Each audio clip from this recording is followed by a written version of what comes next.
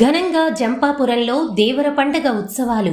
కర్నూలు జిల్లా కోసిగి మండల పరిధిలోని జంపాపురం గ్రామంలో బుధవారం ఆలయ ధర్మకర్త సీతారామరెడ్డి, మాజీ సర్పంచ్ బసప్ప, ఆలయ కమిటీ సభ్యులు లేపాక్షిరెడ్డి, కురవ పురుషోత్తంతో పాటు గ్రామ పెద్దల ఆధ్వర్యంలో సుంకులమ్మదేవి, రామ్ అక్కమ్మదేవిలవి దేవర పండగ ఘనంగా నిర్వహించారు. అయితే బుధవారం ఉదయం నుండే గ్రామంలో వారి వారి ఇండ్ల నుండి గ్రామ ఆడపడుచులు అమ్మవారిలకు ప్రత్యేక ప్రసాదం తయారు చేసుకుని ఆ ప్రసాదాన్ని కుంభాల్లో ఉంచి తలపై మోసుకుని గొర్రె పొటేళ్లను అలంకరించి అమ్మవారి ఆలయాల చెంతకు డప్పు వాయిద్యాల మధ్య ఊరేగింపుగా చేరుకున్నారు. అనంతరం గ్రామం సుభిక్షంగా ఉండాలని, గ్రామాన్ని చల్లంగా చూడు తల్లి అంటూ పాడి పంటలతో గ్రామం వెలసిల్లాలని మొక్కుకుంటూ తెచ్చిన ప్రసాదాన్ని అమ్మవార్లకు సమర్పించి గొర్రె పొటేళ్లను వధించి మొక్కులు తీర్చుకున్నారు.